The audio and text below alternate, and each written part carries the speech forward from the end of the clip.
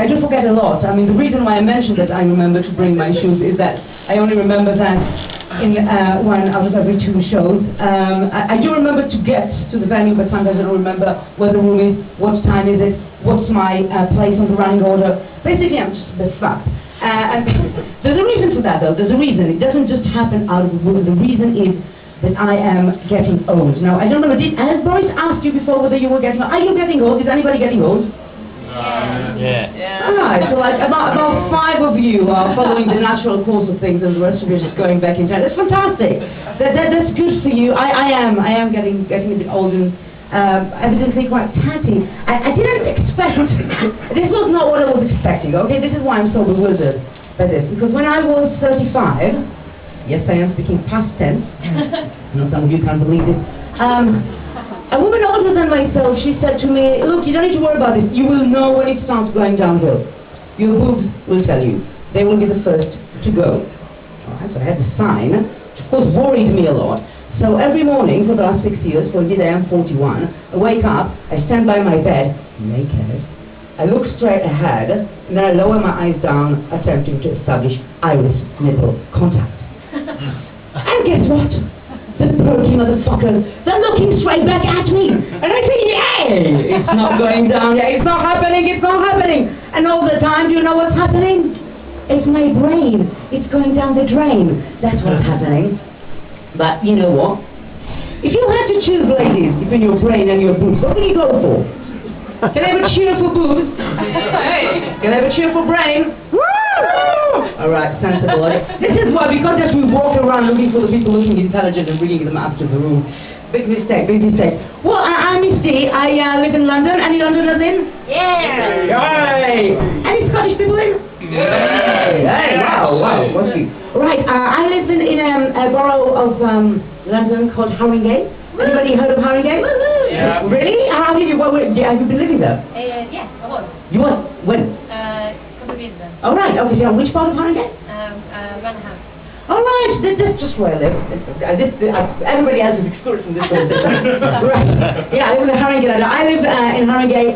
Some of you might have heard things about Haringey. I can see that some of you are looking at me with a certain amount of pity, because you might have heard some things about Haringey that are not that nice. It's true, indeed. We used to be known as this borough of London, where overworked social workers let toddlers die of neglect and abuse. I'm happy to report that we do not have this problem anymore, because we do not have any more social workers, do we? Or any other social services for that matter. What we have now is mindless criminality, right? That's what's taken its place, mindless criminality. Have you seen the mindless criminality in the streets of London on the news? Right, in Tottenham, in Wood Green? Yeah, everywhere else for that matter. Yeah, you know, I've been thinking though in the last few days, a lot of people feel that this was terrible, and I'm sure that each and every one of you have heard a London comic in the last few days, heard us all complaining about the mindless criminality we've been subjected. Do we really prefer to be subjected to mindful criminality? So I've been thinking about this. Mindless criminality, this is the domain of the Joker, you know, Katie Price on a night out, Sherry Cole in a public toilet. Mindful criminal. That's like Luther, isn't it?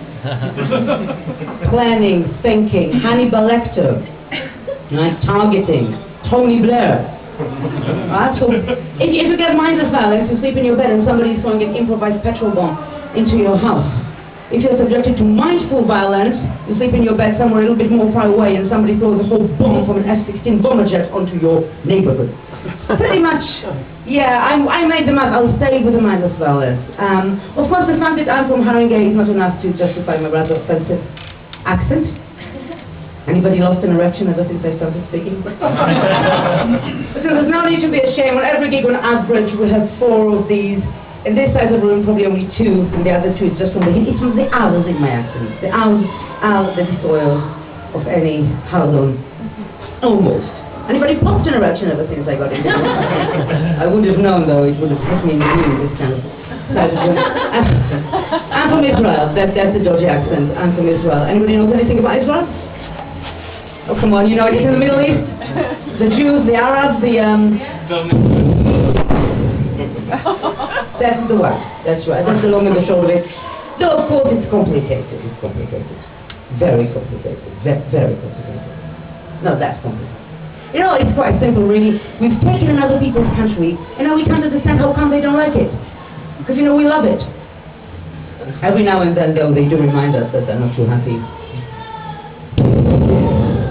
That's when we say they hate us because we're Jews, and we blame it on the BBC. We call it foreign policy, where I come from. As these policies go. It's not a great honor nowadays to admit that you've served in the Israeli army as I have. It's quite useful. It can come in handy if you need to deter a racist. Or just a rapist! A rapist! A racist or a rapist.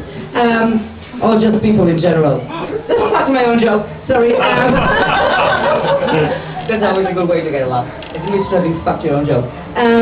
Yeah, in London I work as a consultant for drug companies. I say drug companies, I obviously mean drug hotels. And people ask me in meetings, people say, look, why is it so difficult to get cocaine into the Israeli drug market? I don't know if you know that Israel is not big on cocaine.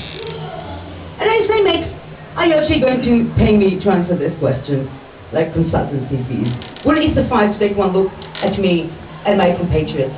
Do we actually look like the kind of people who are desperate for some drug that will make us more in your face, more aggressive, more likely to start wars we cannot end?